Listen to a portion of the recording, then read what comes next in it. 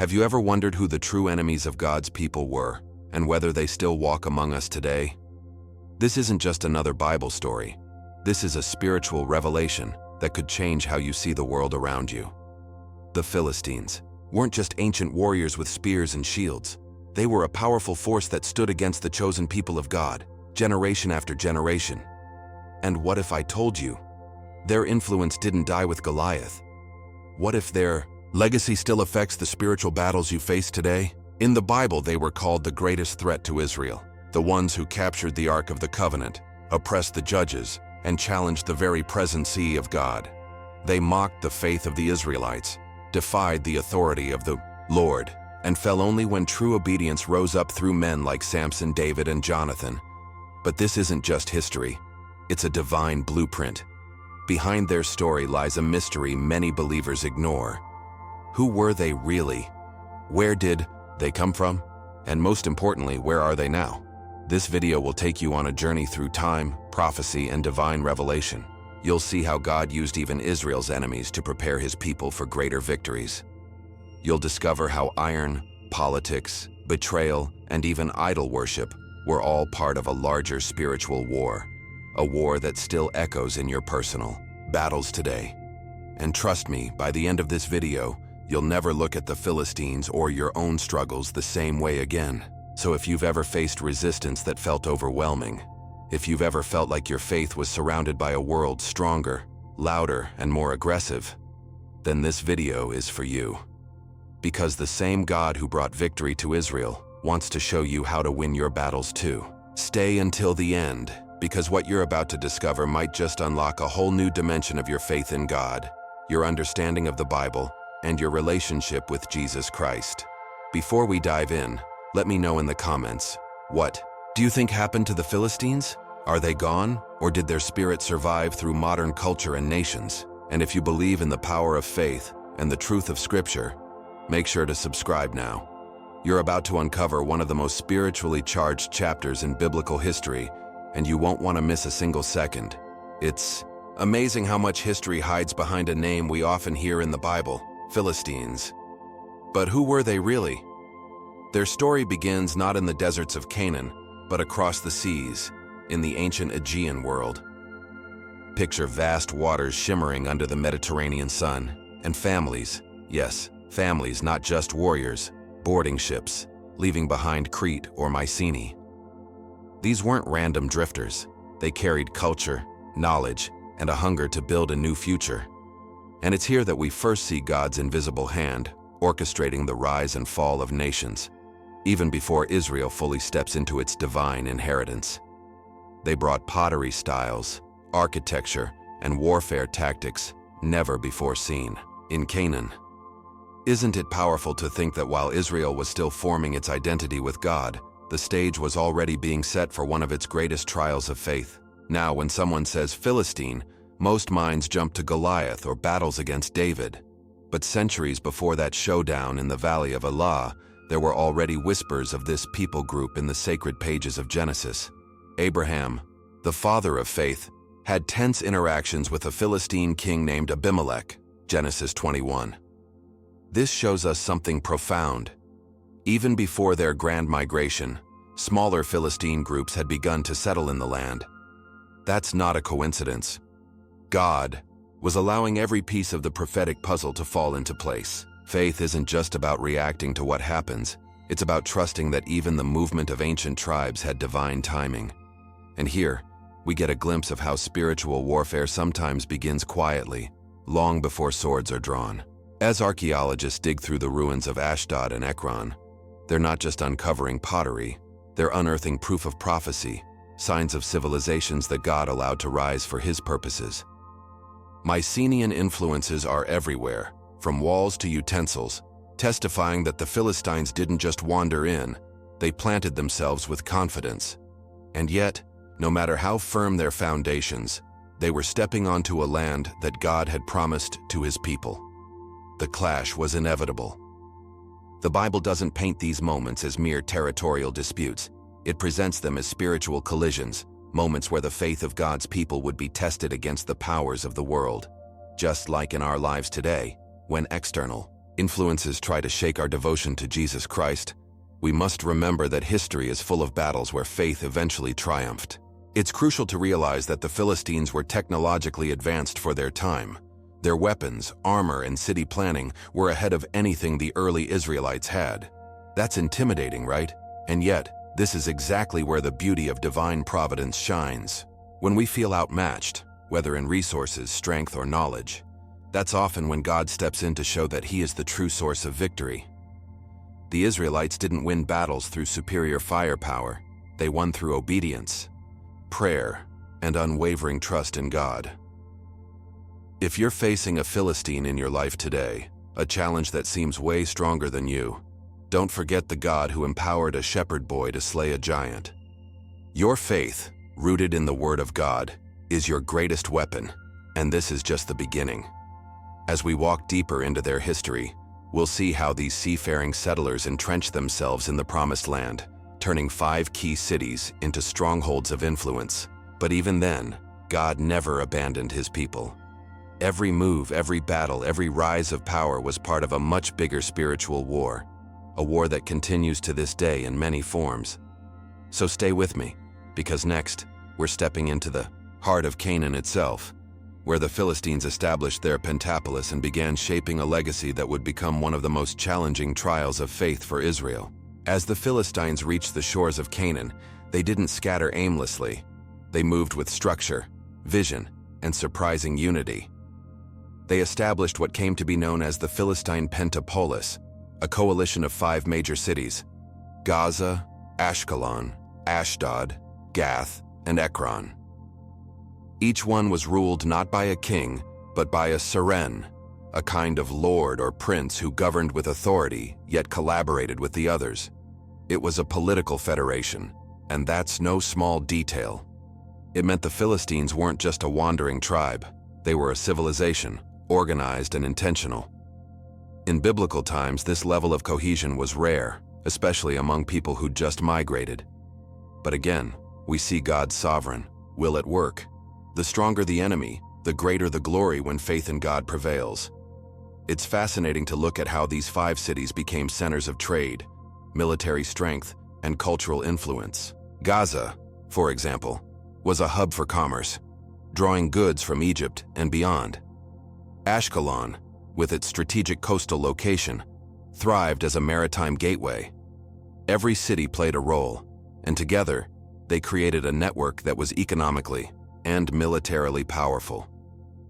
This wasn't a random settlement. It was a well-planned invasion into territory God had promised to Israel. And for the people of God, this posed a serious spiritual challenge.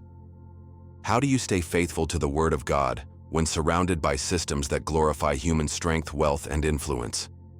It's a question that still hits home today, isn't it? Whether it's in our careers, our relationships, or our culture, God's people are often living right in the middle of Philistine cities, spiritually speaking. But here's where things get really intriguing: their mastery of iron. That's right, while Israel was still working with bronze, the Philistines had already entered the Iron Age. It gave them superior weapons, chariots, tools, and even an economic advantage.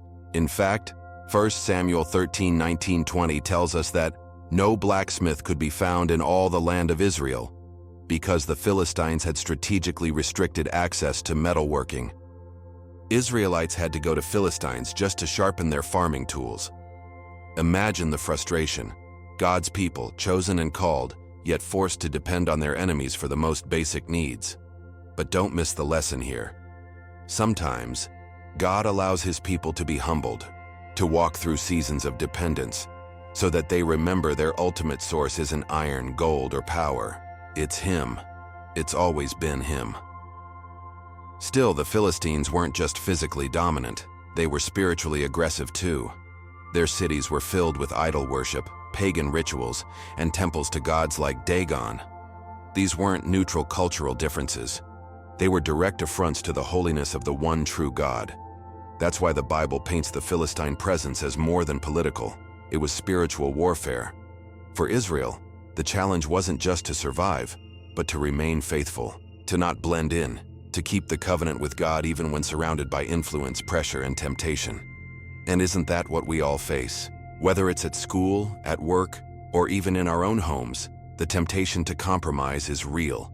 But the Bible shows us, through every battle, through every city, that obedience to God always brings victory in the end.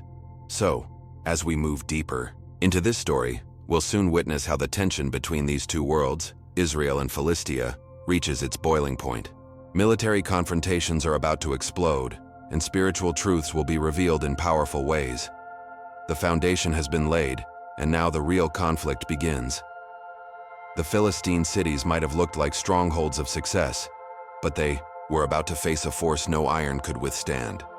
Faith in the living God, empowered by the Word, and led by divine promise. Let's take a closer look at how this ancient rivalry turns into open conflict, and how even in defeat, God's glory cannot be silenced. Now the real tension begins. With their strongholds established, the Philistines didn't just settle. In peace, they became oppressors. For the Israelites, it wasn't just about sharing territory, it was about enduring domination. The book of Judges reveals one of the most painful seasons in Israel's history, where the Philistines held power over God's people with cruelty and arrogance. But as always, God never abandons his children. In the middle of this darkness, he raises a man unlike any other, Samson, a judge anointed not just with strength, but with a divine purpose. His birth was foretold. His mission was clear: to begin delivering Israel from the Philistines. Judges 13:5. Even when he stumbled, even when he fell in love with deception, God's plan remained.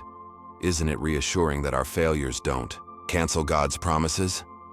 Samson's story teaches us something deeply spiritual. The gifts of God come with purpose, not just power.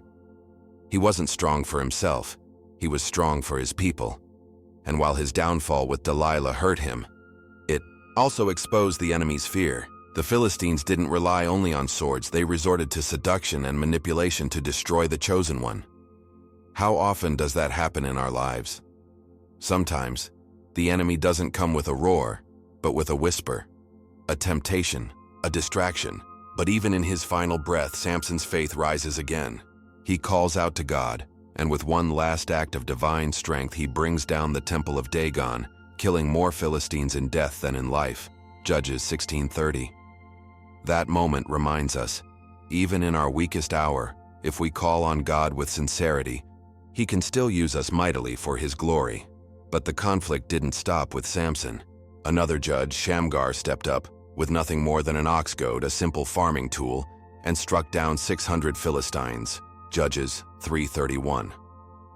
This isn't just an act of bravery, it's a divine message.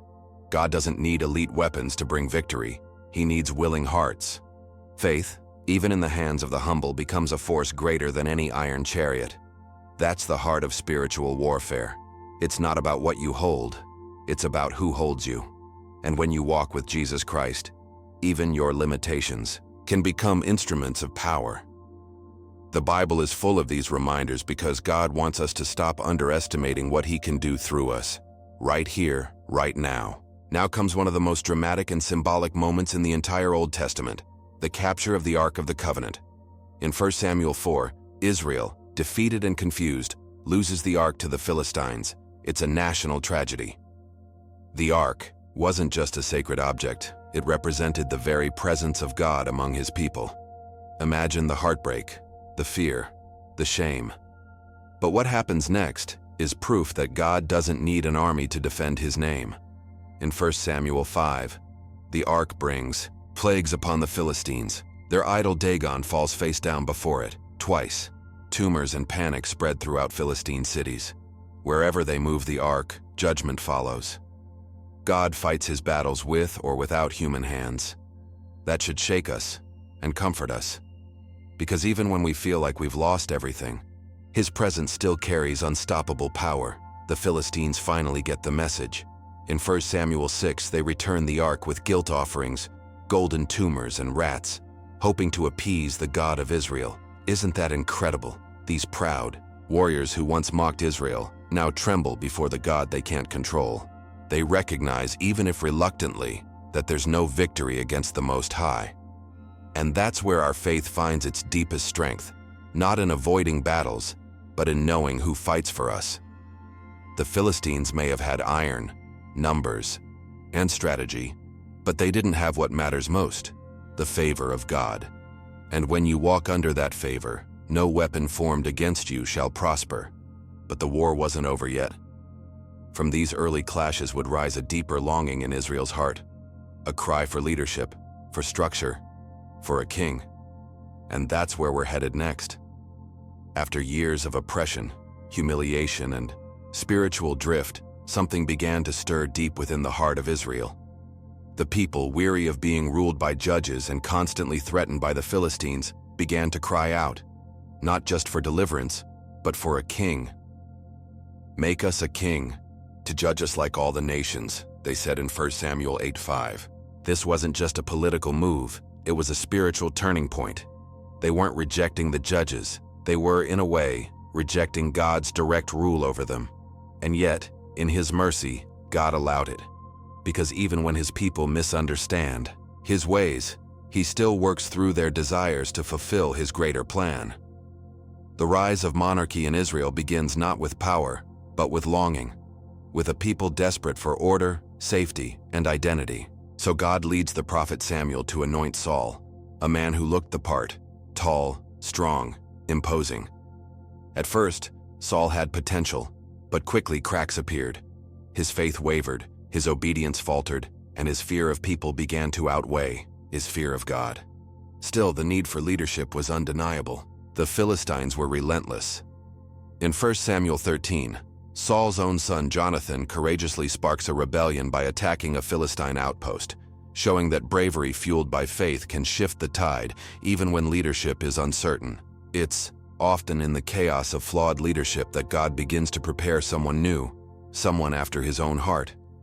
And in the quiet fields of Bethlehem, tending sheep, that someone was already receiving training from the Spirit, not the sword. Enter David. His name alone carries weight. But before the songs and the throne, there was a moment, one moment, that changed everything. The Valley of Elah. The scene is unforgettable. Goliath, the Philistine giant from Gath, mocks the armies of Israel day after day. He doesn't just challenge their strength, he mocks their God, and no one dares to stand until David arrives. Just a boy, with no armor, no sword, only a sling, a few stones, and unshakable faith. "You come to me with a sword and with a spear," David declares in 1 Samuel 17:45, "but I come to you in the name of the Lord of hosts." That's not just courage. That's divine alignment. That's what faith looks like when it stops trembling and starts walking forward. The battle was over before it began. David's stone struck Goliath's forehead, and the giant fell face down, just like Dagon before the ark. The symbolism was no accident. It was God's way of saying once again, "I don't need strength, I need surrender." David's victory became a national turning point. Faith had slain fear. Obedience had conquered arrogance. And in that moment, the people saw not just a boy with a slingshot, they saw a glimpse of the future. A king anointed not for appearances but for purpose. Isn't that what God still looks for today? Not perfection, but a heart that trusts Him completely. That victory wasn't about the stone. It was about the faith that launched it. From this point on, the rivalry between David and the Philistines would become personal, intense, and prophetic. But David's role wasn't just to defeat enemies, it was to reshape Israel's identity. Under his leadership, the people would begin to understand what it meant to be a kingdom under God's authority.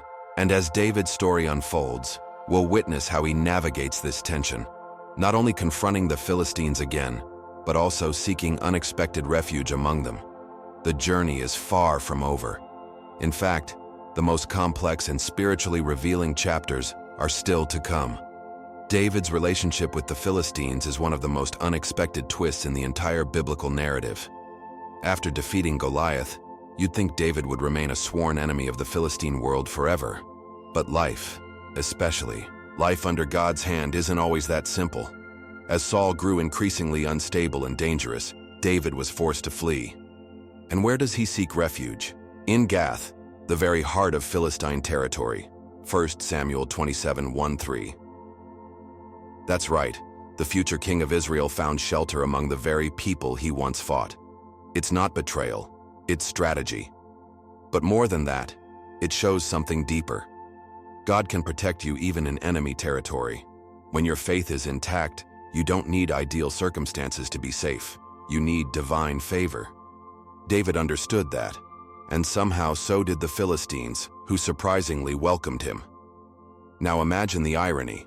David, who had slain their greatest warrior, is now living under their roof, even receiving land in Ziklag. But David didn't waste that season. He used it to protect his people in secret, launching covert operations against Israel's enemies while maintaining his cover. This dual role was risky, complicated, and deeply human. It reveals that even anointed leaders face complex choices. The walk of faith is rarely straight and simple. It's filled with tension, decisions, and moments where you have to rely entirely on God for clarity. David wasn't perfect, but he stayed faithful. That's the lesson. It's not about flawless execution, it's about staying aligned with God's purpose even when you're walking through foreign territory. But things would soon shift again. As Saul's reign collapsed and the Philistines prepared for another great battle, David was rejected from fighting alongside them. God's intervention once more. He returned to find Ziklag burned and his people taken captive. And in that moment of loss, grief, and despair, David did what every spiritual warrior must learn to do. He strengthened himself in the Lord. 1 Samuel 36. Not in soldiers, not in strategies, in God. He sought divine counsel and pursued the enemy, rescuing everything and everyone. That moment is more than historical. It's a spiritual blueprint. When everything around you collapses, you don't fall with it. You rise by turning your face toward God, praying boldly, and walking forward in faith. That's how victory is reclaimed. Later, as David officially took the throne, he didn't erase every Philistine trace. In fact, he incorporated groups like the Cherethites and Pelethites, believed to be Philistine or Cretan mercenaries, into his elite guard, 2 Samuel 8:18. These men became some of his most loyal defenders. Isn't that wild? The very people who once stood as enemies of Israel became trusted allies under a righteous king. That's the redemptive power of God at work. He takes what was once against you and turns it in your favor. But it only happens when leadership is rooted in obedience. David didn't rely on charm or manipulation. He relied on divine guidance. And that's why his reign was marked by stability, growth, and favor. Even those from former strongholds of darkness can be transformed under God's rule. These mercenaries remained faithful not only during David's reign, but also through the rebellion of Absalom and into Solomon's coronation, 1 Kings 1:38. They weren't just soldiers, they were a symbol of restoration. When God moves in someone's life, he doesn't just remove enemies, he reshapes history. That's what faith does. It doesn't just conquer giants, it redefines alliances, redeems the broken, and rewrites stories. And now, with the Philistine threat slowly fading into the background, Israel stood stronger than ever. But their story, and the legacy of those ancient enemies, is far from forgotten. And that brings us to a powerful question that still echoes today. Who are the Philistines now? And what does their legacy teach us about spiritual warfare in our own generation? Now that you've walked through the untold story of the Philistines, it's time to ask, what are the Philistines in your life today? What battles are you facing that seem too powerful, too deeply rooted, too overwhelming? Share your thoughts in the comments. Your experience might inspire someone else who's still in the fight. If this message brought clarity to your faith, don't keep it to yourself. Subscribe to the channel, turn on notifications, and stay connected. We're building a community grounded in the Bible, empowered by faith, and led by the truth of Jesus Christ. You don't want to miss what's coming next. And speaking of next, click on the video appearing now on your screen to uncover a mystery even deeper. When Caiaphas was dying, he revealed the terrifying truth about Jesus. Trust me, It's a revelation you need to see. God bless you, and until next time, this is Marco, walking with you in faith one story at a time.